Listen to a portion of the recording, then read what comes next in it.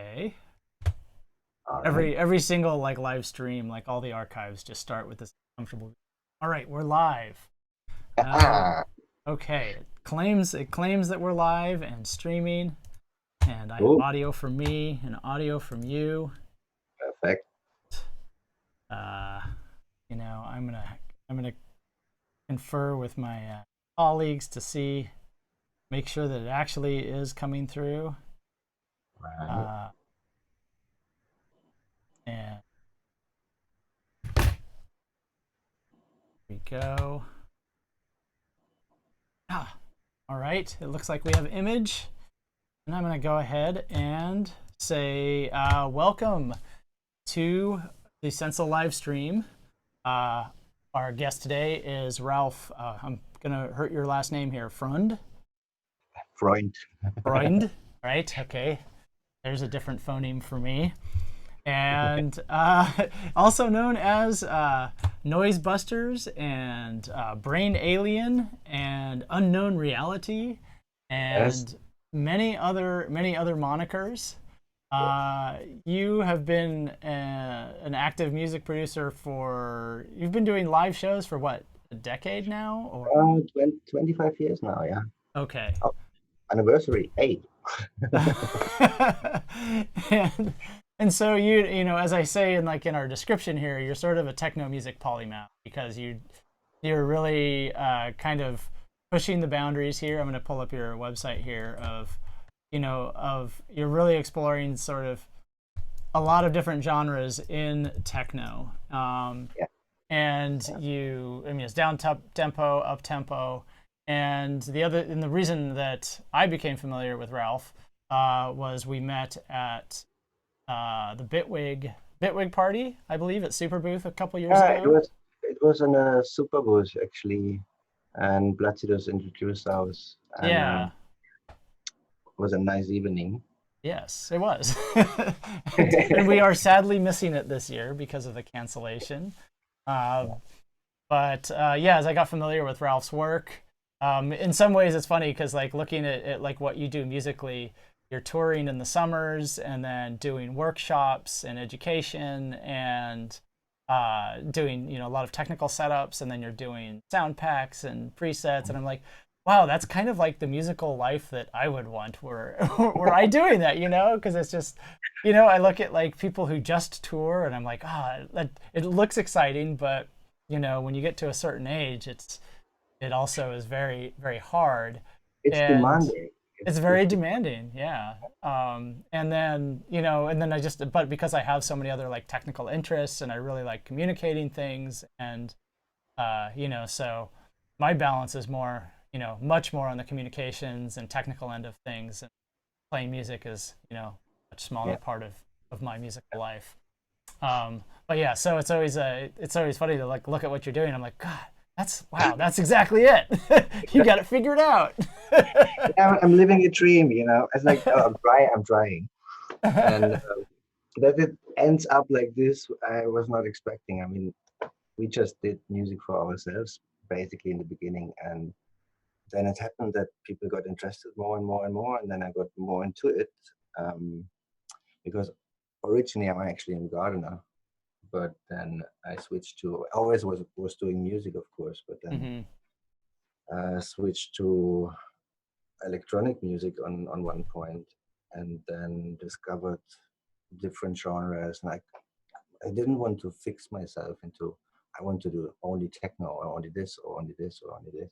Yeah. So trying to express myself as much as possible, and that's why there's so much different projects as well. Yeah. So when did you like first did you start doing music with, did you sort of get a synthesizer as a kid and just kind of go that route with sound, or were you sort of brought up like as a classical or traditional instrument and then sort of discovered sort of the electronic side of things? um More into the class. I started with the classical stuff. I started with flute and trumpet and played in orchestras, Yeah.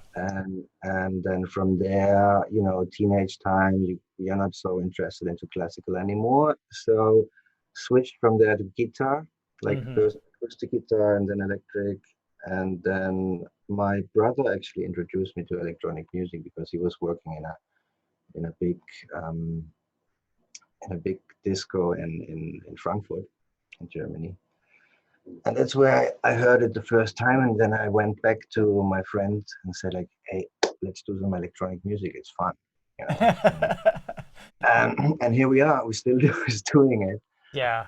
What were you And, working with? Were you working with hardware at the time, or did you have a computer and yeah, you were? at that time we got like the first, we got a 101 and for $50 because that guy, he had no idea what it was. And it's like, okay, let's have it.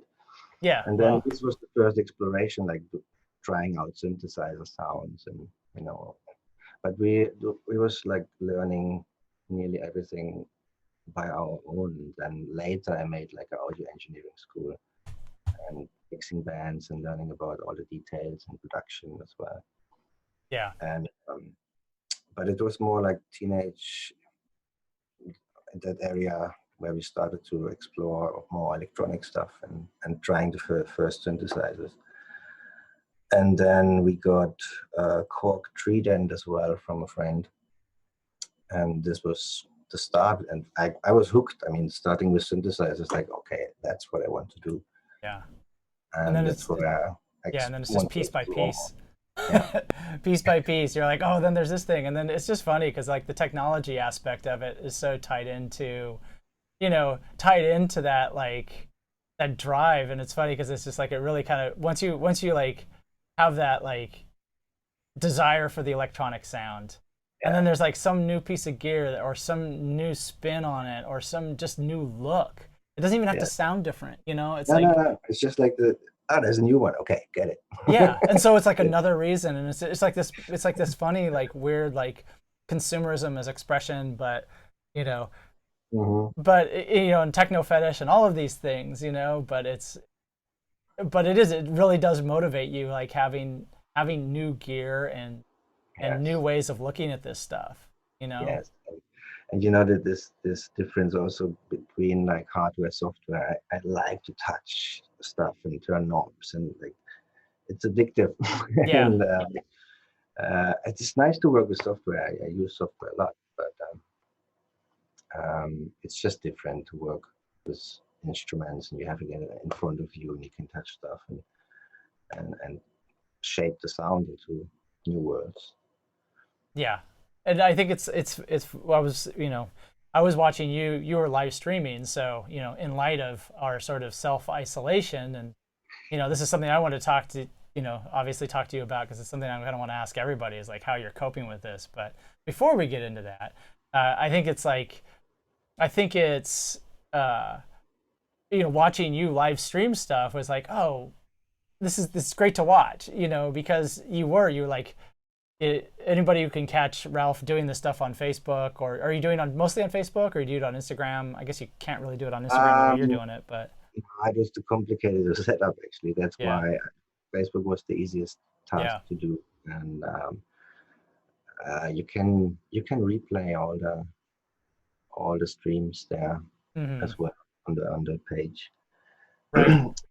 But just like watching you, you just like it's funny because I really got a good sense of like how you work, Mhm, because you would just sort of like you had your synthesizers back there just rolling, and then you mhm. would tweak some stuff, and it's pretty clear that as a techno, as someone who's like really into techno, and you had this like 140 BPM techno beat going. It's like it seems like, oh, he started with the beat and then just got all this other stuff going, and then you're just like you just record snippets of it, and then you record a snippet of something, and then you bring it back to the software, and then you start editing it all on the fly, and it was just like you It's know kind of a jam session, expanded yeah, jam session. So you're just jamming around with the synths, you record small bits and then use them for making variations out of it and create your idea and see where it goes. But what my goal is most of the time is like keeping on the flow, keep on going, not stopping the program as and then take this as a jam session and make a track out of it.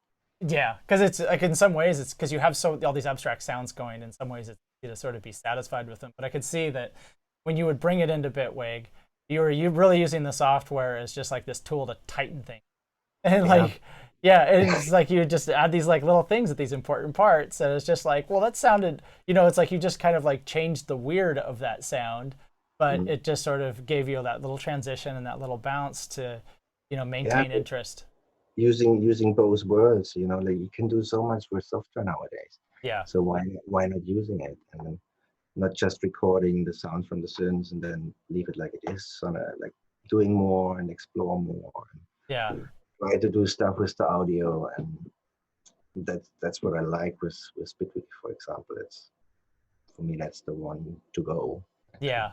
It's very fluid. Like I think it's like there is a certain fluidity to it that I don't encounter Yeah, with it's, other it's, it's software. all about workflow and I work this with other ones as well. I started with Cubase and switched to Logic with a friend together and then later we used Ableton for a long time and then I got the offer to test Bitwig.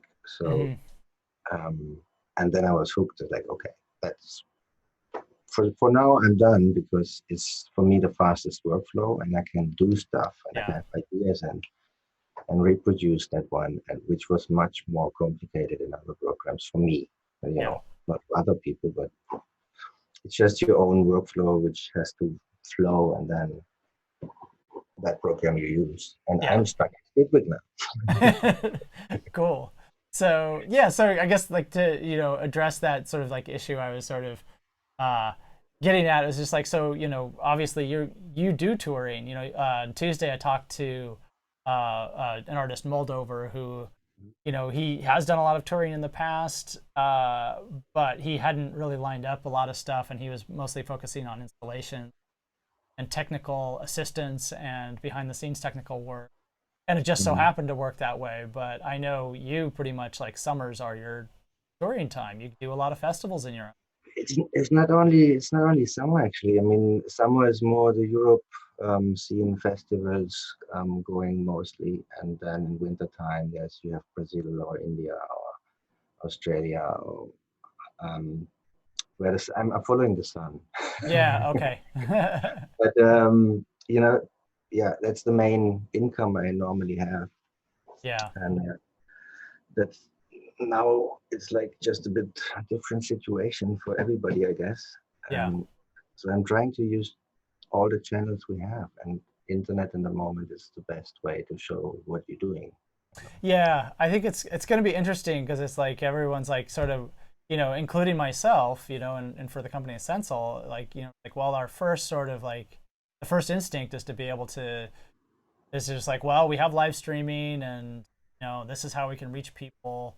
Hmm. It's interesting enough, we can provide good information, provide good culture, but Yeah, clearly, we're missing, especially since you're doing a lot of like psytrance stuff and dance music, just like that's all about a sweaty.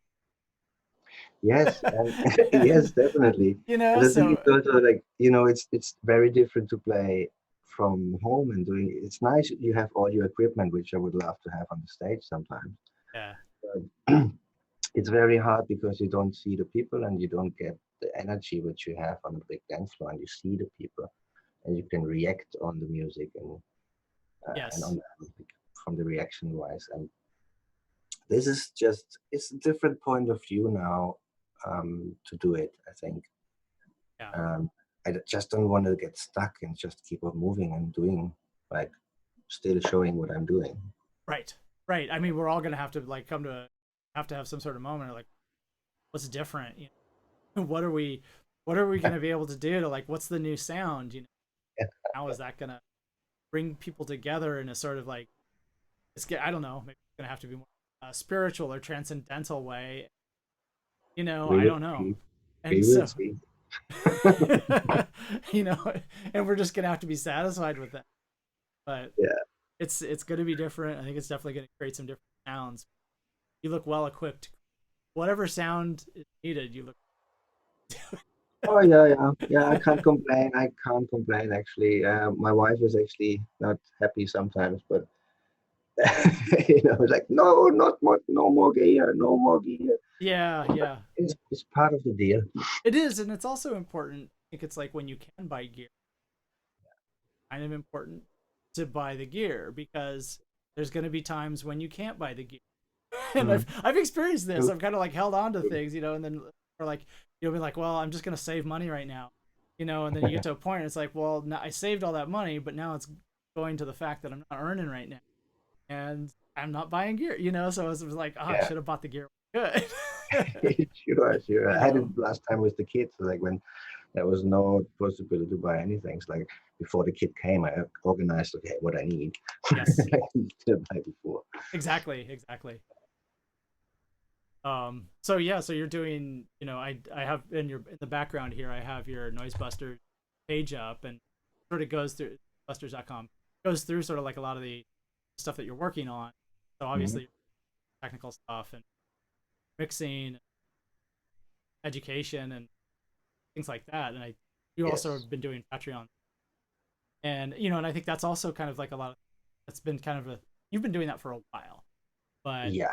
I think that's also sort of a reflexive thing. A lot of ours are like, well, I'll try the Patreon, you know. But so I think I'm curious since you have been doing it for a while, like what have you found that works in that space and like what you know, how do you reach people and how do people feel satisfied sort of subscribing to what you do?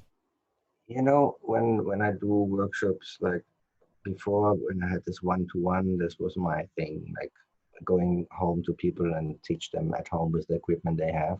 Yeah.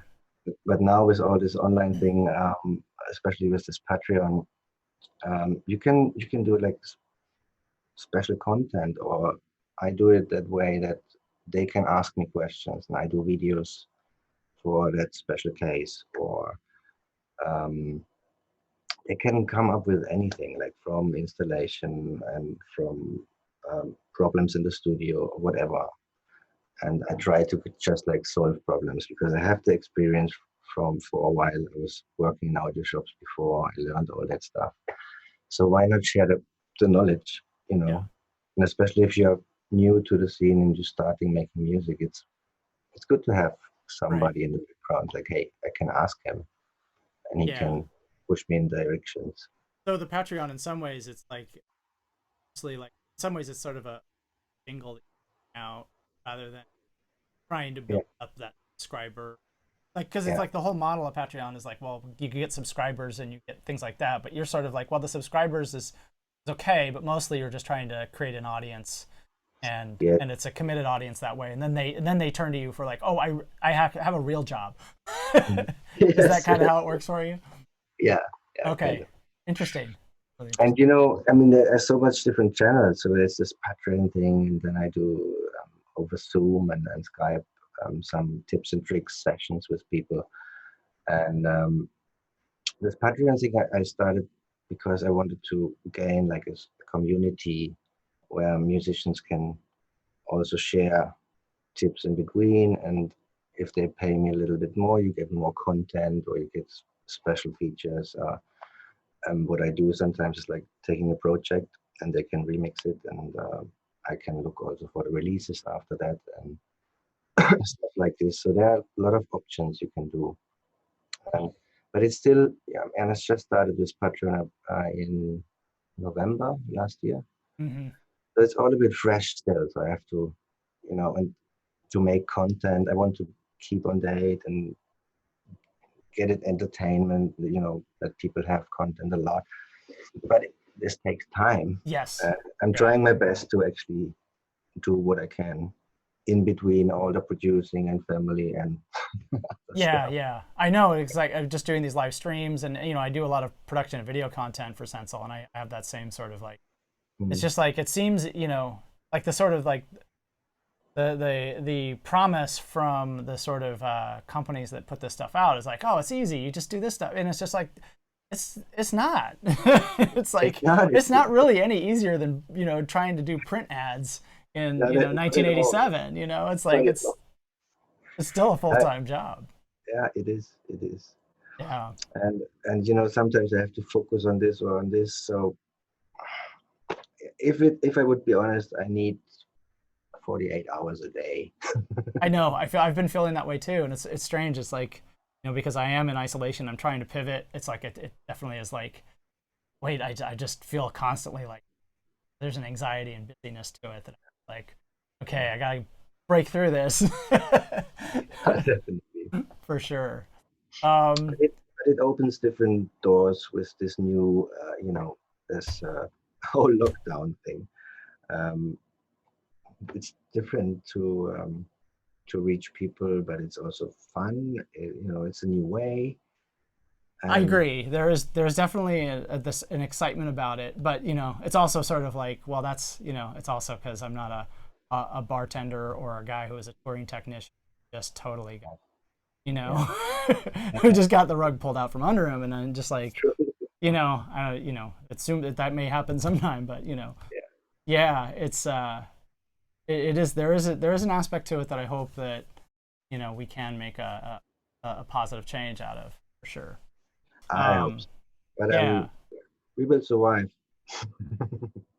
yeah. So to sort of like change topics here. So I kind of wanted to get behind like some of the, even though performance seems to be sort of far from people's minds right now, I am curious about, I am always curious about how people are performing.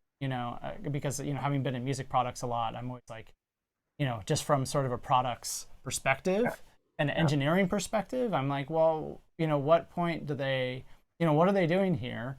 And sometimes when I'm at a live show, I get distracted by it. I'm trying to reverse engineer their setup. And but that said, so now that I have you on the line, I am curious, like, how do you prepare a live set? Is it sort of like, because you're not a DJ, you're doing all original material, that I for the did most the part. DJ, I did the DJ thing, but I was getting quite bored Yeah, easily, yeah. and there was not much to do. You just mix the tracks together with made some effects, Mm-hmm. and with the live set you can do more. So what I try is actually to split out some parts of the original track, Mm-hmm. so I can have them separate and can trigger them with clips, Yeah. and then I jam on top just with like 4 or 5 different instruments. Sometimes, if I have the chance, I can take my modular on stage. Depends from the size of the event sometimes. Right. And but I try to make kind of a jam session out of the whole thing, and Yeah. then laying out a lot of clips in Bitwig, and I have some loops I can play on top. I have effects, and I can control the effects with the morph, or starting clips from there, or just play percussion sounds on top. It's there endless possibilities, and I'm always trying to change a bit for each show, Yeah. and trying to do something different. Do you change that on while you're in the middle of a tour much, or do you sort of like Can happen. start with a Can, tour and you're like, okay, I'm kind of freezing my feature yeah, creep, or can happen that I'm just in the airplane. Someone like, let's change this, and yeah, then so you never know how it comes out, and I want to keep it interesting for myself as well, because yeah. I know most of the tracks, so um, it's nice to have a little bit unexpected. Do you sort of break things? Do you think break things out in a pretty granular way? Do you, or do you have like sort of a spreadsheet, I should say, of like of clips, and then you sort of jump through scenes? Is that kind of your approach, or do you more I like have Yes, arrangement and then then the most stuff is happening in the clip area, where you can actually, okay, I want to have to this bass line and with this kick drum or this percussion sound, and then I go from this one into the next track, so I can mm-hmm, morph through easily. right? And it depends on the setup, and it can also happen that I do a little bit more fixed stuff, so you have kind of a background track happening, and then you jam on top. So Yeah, you're kind of safe with all the rhythm stuff, and then you make just the other synths and effect sounds on top. yeah. Cool. So how, like, I'm curious, like, how did you end up using the morph? You said you were using it to trigger clips. You sort of use it in different ways. You're not really Mhm. using it as a sort of like, I guess like sort of as a almost as a hardware, because like one way you can do it is just sort of set up as a hardware thing, and it's like, this is what it's good at, this is what I'm going to do, but you kind of use it in all of its Yeah, capacities. I try to, you know, a lot of times in the last gigs, I used it for playing like loops, but only if I press a finger on the pad, so the loop is running, and then if I leave it, it's off, and then I use the macros for controlling some effects on top, or using the keyboard, the small ones, for playing some synths on top, and I'm really happy because it's so sensitive, this controller, Yeah. that I can't get this with other stuff, with any other controller. And the thing with the MPE, you know, you can do much more with just one finger. Yeah. So you do Because, take advantage of that because it's like, techno tradition is so like using the industry, like MPE, like I find that, a lot of the people who are interested in it are kind of like the sound designer types mhm, and people who are doing scoring. And, and I think that, there's obviously a broad interest, but they're the ones who like really kind of key in on having all of that mhm, parametric control at your fingertips. And techno is a lot of times so abrupt and so in such a fog of stuff that yeah, like yeah, like yeah. there's kind of like one button does one thing and I have a knob that does another thing, and there's that kind of like that schism there. I think I had this for, you know, for a long time, and I need something else, and this is giving me much more expression to actually use all the synths in different ways, Yeah. and it opened up doors, and you can do melodies which you wouldn't do with a normal keyboard anymore, and Right. that's what got me really into that morph thing. And thanks for for doing. Sure. I wish I could take all the credit. I'm just trying to make it interesting and trying to make it do cool stuff and trying to push it forward. That's kind of my Mm, position here. yeah. But speaking of which, so this is kind of a good opportunity to sort of like go to, because you did a really cool like set for the music production overlay for us, and then I just put up a landing page for that. So let me go ahead and take people to that if I. Mhm. So that was at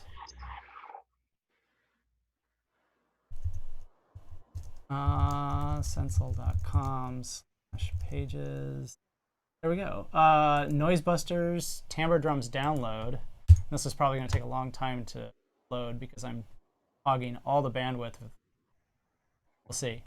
Um, so Yeah. anyway, we'll have this link in the um, in the comments and everything, and we'll put this out. But it's a simple download for folks. But I kind of wanted to go through that because you had built out some really interesting uses of MPE, uh, and you also were doing like grid devices in there, and they're simple things, so they're really cool, like little like nuggets that people can tear apart. So I think that this is kind of Think like not only a fun instrument to play with, but it's also like a great way for people to learn about Bitwig and and you know what's able to do yeah, actually, and just and also not to make it too complicated, and because that happens sometimes if you open something from, you know, you get a package and it's completely overloaded, and you can't mhm, like see what's behind, because it's for sure awesome stuff.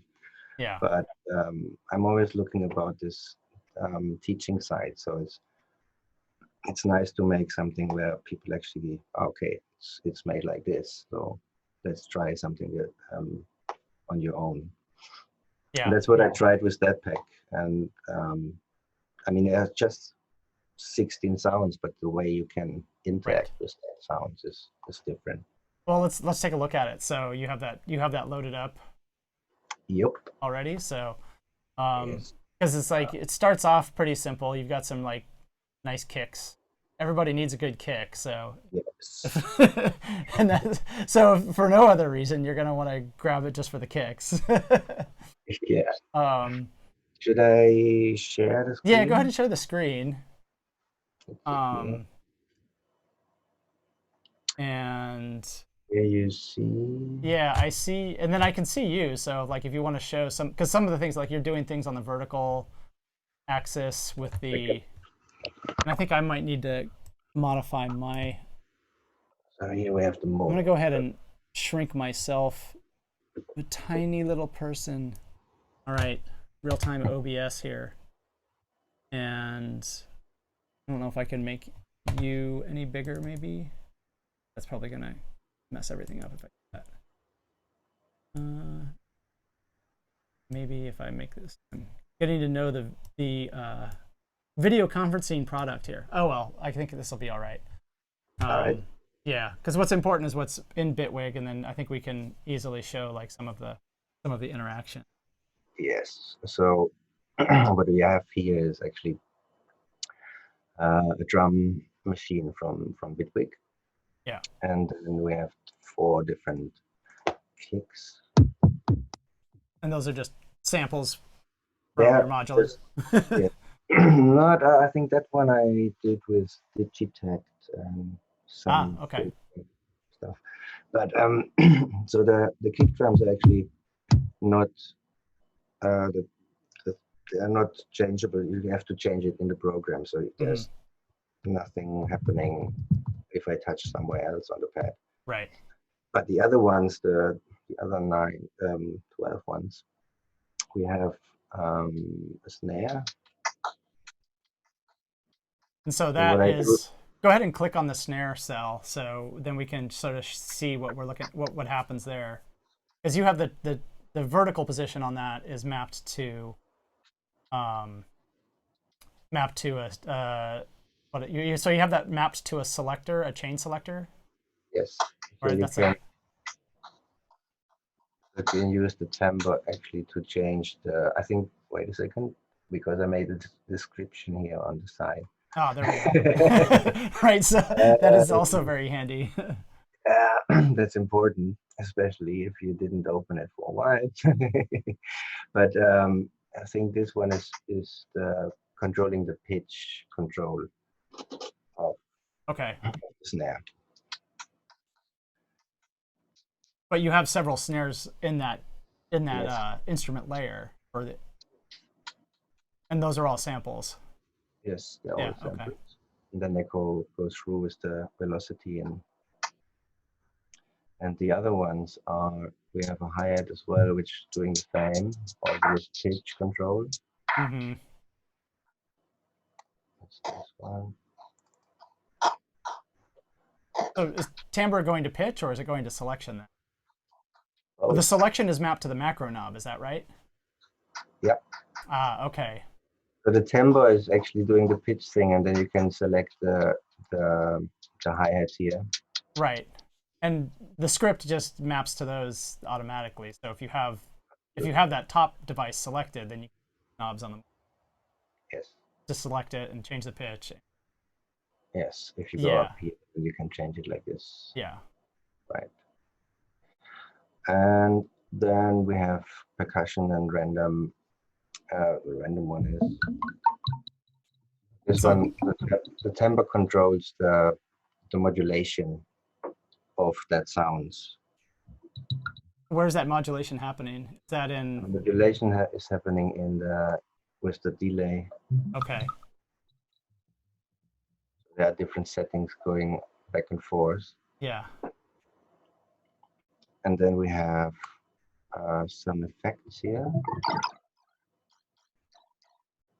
which have these are also samples, and they are what are they controlling effects? And again, is that doing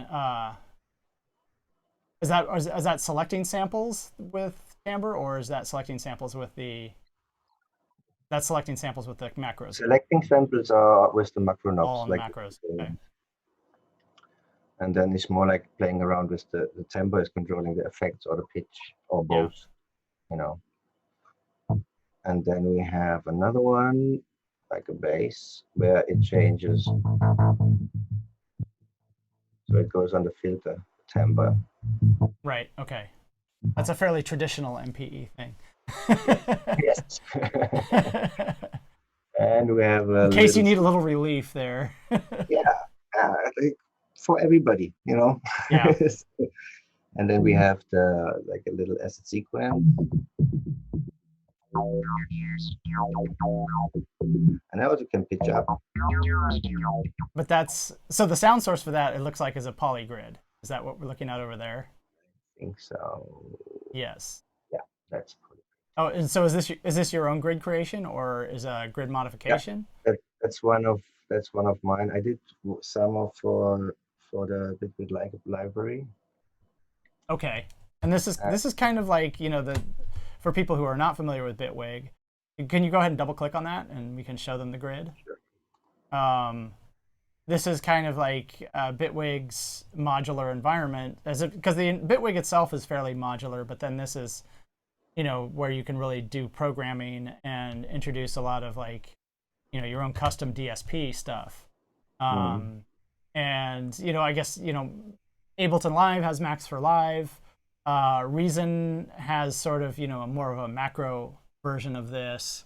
Mm. What other, you know, and then there's of course like plugins that you can use that are, you know, more Eurorack centered, like the soft tube VCV, modular and VCV rack. VCV rack and Cherry Audio's modular. Yeah. This is kind of like a mix between Max um, and Reactor. I guess Reactor. It's Yeah. kind of like a lot more like Native Instruments Reactor, I guess. Yeah. But I think it's much more intuitive. Like you know how to connect stuff. You don't have to take the cables actually to from one to another. You just um, track them on one of the points, and then they are connected, and you have different Yeah, options. So you can get really fast to nice results, which I always struggled. Or it just takes more time if you're doing with Reactor or something like this.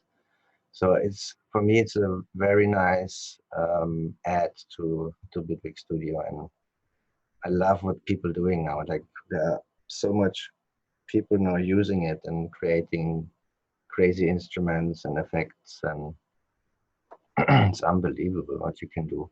did you when you were you sort of like when you first started working with it? Did you find it like did you just sort of gear into it, or were you like?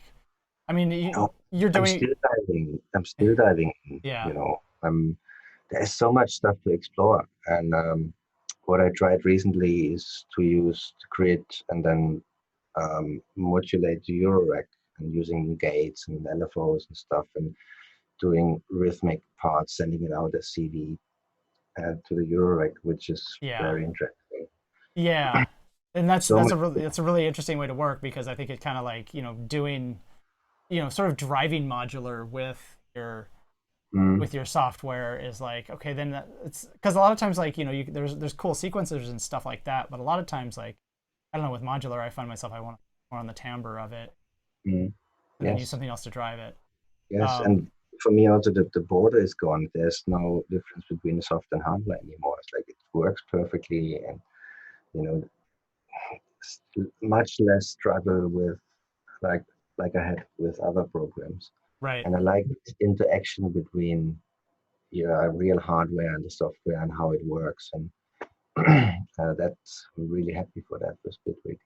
So in this on this grid in particular, you're using, I mean, this is producing the bass sound. Yeah. uh Now this is the acid sequence. So if I go up with the timbre, you see on the filter here yeah.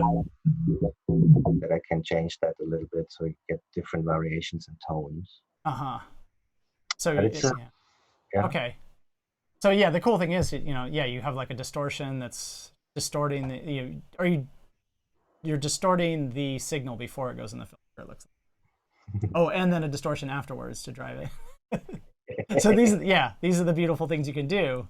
Yeah, uh you're limitless in this thing, and that's the big fun, I guess. You know, like yeah, if you have a virus or not lead or whatever, it's a fixed thing.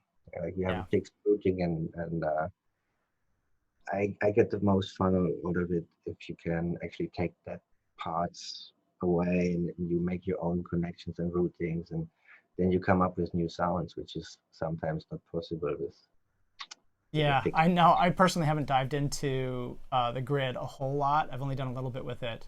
I'm curious about, so there's the, I see the envelope is modulating your mixer for amplitude. Yes. And you have what is the sort of like teal stuff, the accent? What's the difference between like the teal and the blue and the is the color coding personal, or is that a functional thing? That's a personal thing. Oh, okay. That's just a personal thing. Okay, so the difference between accent and envelope is just their colors. They're functionally the same thing. Yeah. Okay, cool. Um, Because it's just what because there's probably like, I mean, that's one of the things that, for me to get into this, I'm not going to start with a black screen. I'm going to start from other people's patches. So, yeah, this is an important thing to know. Like, why is everything a different color? It's like, well, because you wanted it to be a different color. It's not because like, oh, well, I think Logic, Logic is yellow by default. Is that right? if it's all, yeah, it's like they have different cables for different functions, Yeah. different colors, sorry. And from the last update, there came a lot of new presets, and this is actually a good thing to go through and then check out what they're doing, because there's so much different possibilities, and it's nicely laid out and nicely explained also where the signal is going, and and also this other guy, Polarity, he's a geek in the grid. Okay. And I learned a lot of stuff with his videos actually, and looking what he's doing. Okay. And he's doing this generative music with the grid, and it's awesome. Yeah, and that's the kind of stuff that I'm really kind of interested in, is just sort of like that generative stuff, and then being able to use. I want to be able to use the pressure on the morph and the timbre stuff to be able to then modify those parameters of the generative, rather than, there's, because you can use it like, oh, I can throw a filter on this thing. That's cool. But what if you apply aftertouch to, the sort of like spread of the notes that a generator is creating, or, just like you can really just sort of like create this plastic composition that instead of, modifying the sound, which is gratifying, then you're composing with these sort of this tactile stuff. And I haven't had enough time to spend with those things, so I need to. Yeah, it takes a bit time to get into, but Yeah. if you start, then it's big fun. Exactly. I know that's the problem. Then I won't get any work done. But it's cool. Like the other thing is like, an acid bass. It's so traditionally, it's like, if you think acid bass, you're like, oh, I got a 303, and so you either emulate that, or you by starting with your your sawtooth and then going from there, or you just sample it, but it's like, here you've got some funky little things in there, and it's like, okay, it has that feeling, but it's totally like unique. little details which makes it a bit interesting, like, or we go in different directions, Right. And then also, I also like that you say you have the FM or the FX sequence, so this is all. Yeah, that's this one. Okay. So it's basically it's just the FM modulation going on between two sine wave, and then sample and hold and attenuators, and then it goes through a low pass, and that's it. It's like, it's kind of a basic setup, but what you can get out of it. Nice. It just sounds like our stream broke, but that's how it's supposed to sound.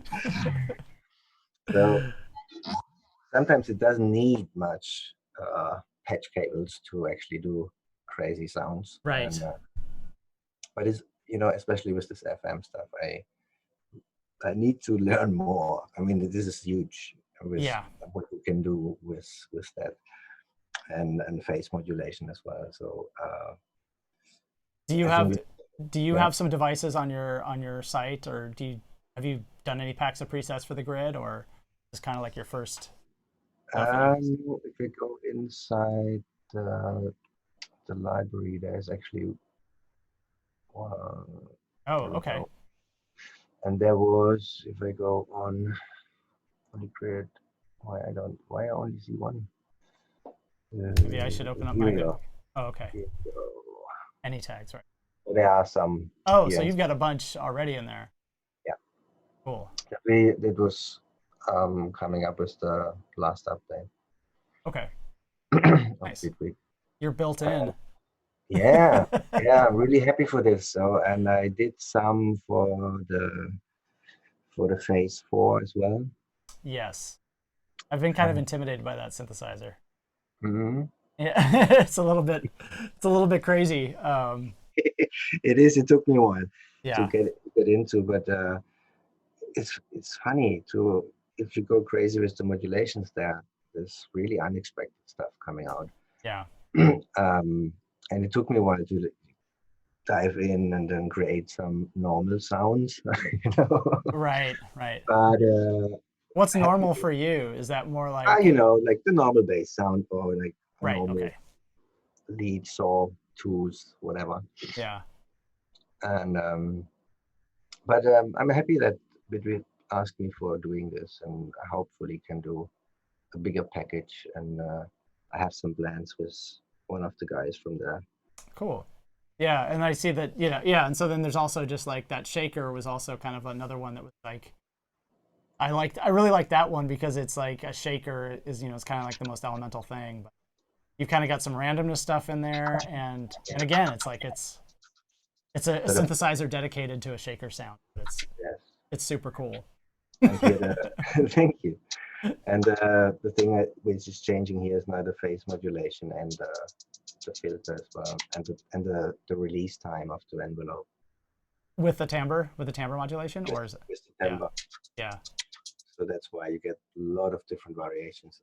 yeah. of it. That's amazing. Yeah, because that's the cool thing about this is like having like again like instead of having to reach for a knob or whatever, like where you play it, Yeah, that's how there's it. this thing where in a live situation as well. Sometimes like you only have two hands, and Yes. sometimes you have to control a fader or whatever, and then you still want to play some sounds on top. So that's the way how you can do it in an easy way, in a Right. very interesting way. Yeah. Give it some life. Yep. And what else we have? FX Bleeps. I think that's another. No, that's phase 4. Okay. So it goes on the filter, also the timbre is controlling the filter, and that's it basically. And then Yeah. there are some effects in the end, Yeah, and which it's nice because like these things are not too deep. Like I mean, this one is a little like phase 4. This is why I'm intimidated by it because it's kind of like I need to dive in and spend more time with it because like oh, there's so many parameters, mm, it and reminds me a bit of the FM7 okay. kind of, but uh, I think the idea is coming from the Casio thing, no? From back in the Yes. day, Yes. with phase modulation and all Yeah. that. Cool. But I like the sound of it. You can get really pretty stuff out of it. And then there's a little bit of distortion happening and a delay, but nothing special there. And then we have some toms, which is grid again. Yeah. So yeah, you've got a number of grid things in here. That's great. Which is Um, changed. Yeah. so yeah, thank you for taking us through that because I think it's a pretty rich space, even though it's just 16 places, I should say, not even sounds. They're like Yeah, but they're every six. time I open it, you can do something completely different like the last time. It's quite flexible. Yeah, and So I feel guilty because I've been sitting on this for a while. You gave it to me at basically the worst possible time. So you want to go back to your camera, yes, so we don't feel like we're looking at a computer still. there we go. Oh wait, there we There go. we go. Okay, cool. Hey. And I can make myself a little bit bigger, not this tiny person. Oh, there we go. Now we're about the same size. Um, yeah, so it's funny because like oh wait, I gotta pin you. You gave this to me like right when I was in the middle of like CES and NAM, Yeah, I and know it was a bad timing. yeah, and then like I came back from that, and then we had like all this stuff to do, and then everybody's life on the planet basically got disrupted, and then it was like, and it had been sitting on my desktop, and I was like, oh, I can finally look at this, and then I was like, what was this thing he said? I opened it up, and I was just like, oh shit, this is. I just started playing with it. It was just like, and I was just like, it's it's like not only a techno, it's not only a techno dream, but it's also like a free jazz dream because you can just like turn me around and see what happens. yeah, yeah. And I was like, oh, okay, Ralph. Wait, Ralph, we got to get together. What's going on? So yeah, I appreciate. I should do more. I should do more, and then send you more stuff, and then see what happens. You know. Yeah, I super appreciate it. And put some of that stuff on Yeah. your Patreon behind some closed doors, so keep people hungry. So. I will So keep you informed, definitely. yeah, absolutely. So I think we're coming up on an hour. I have been remiss to people who have been following us here, though I've been looking at the comments and looking for questions. But I think it's just been sort of like, it seems like we've been inspiring other conversations and not questions, it looks like. Conversations are good. So. Yeah, absolutely. It's probably better because we just need people to like feel connected, whatever. Yeah. So excellent. So yeah, we're coming up on an hour. I think it's a good time to probably wrap it up. Is there anything else that you kind of want to let folks know? Remember, this is getting archived, so in 3 years, someone is going to come across it and just be like, "Well, he said that." No, if you have any questions, just contact me over Patreon or Facebook or whatever. Yeah. And then yeah, and we have a live. Listen to the music, and if you like it, please buy it. Yeah, I have this band camp happening for the chill stuff, and but if you go on the Facebook, you will see all the links from all the projects. Are most of your releases independent, or are you doing things through Beatport and sort of those avenues too, or? No, there are like the chill out I'm doing independent for myself.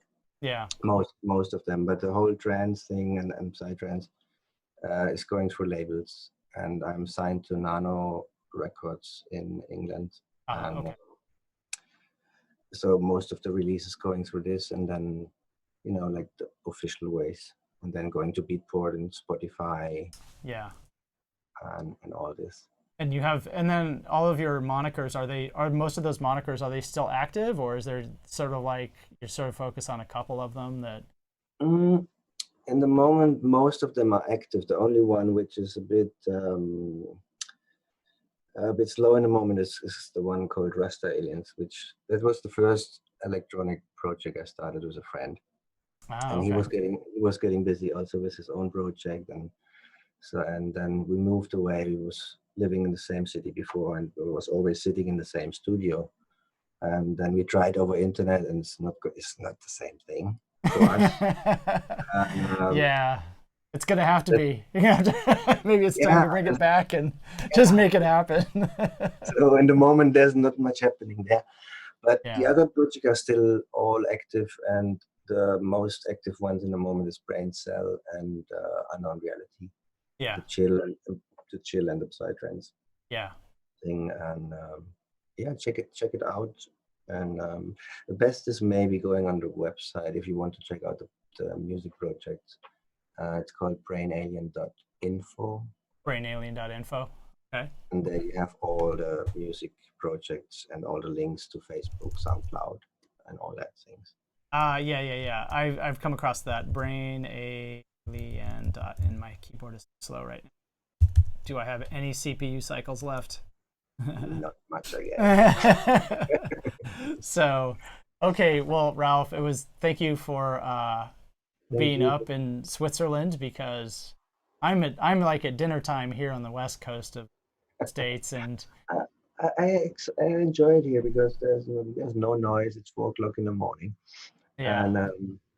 And tomorrow we escape into the mountains. Oh, lovely. Hopefully. So that I'm really looking forward. So I don't have to can sleep. So, and thanks for the opportunity. Absolutely. Yeah. It was great to catch up. I was hoping to catch up in Berlin this year, but well, here we are. At least it's small. We will find a way to. We will find a way, damn it. We will be resourceful. Definitely. All right. Well, thanks so much for your time. Thanks so much for the sound pack. And we'll be in touch. And everybody catch him. He's got some great live streams going on himself. And you can learn a lot from just watching him rock a Bitwig session. if you happen to catch it. So yes, Ralph Freund, Yep. take care. Have a good night or good You morning. too. All You right. too. Take Bye. care. Bye. Bye.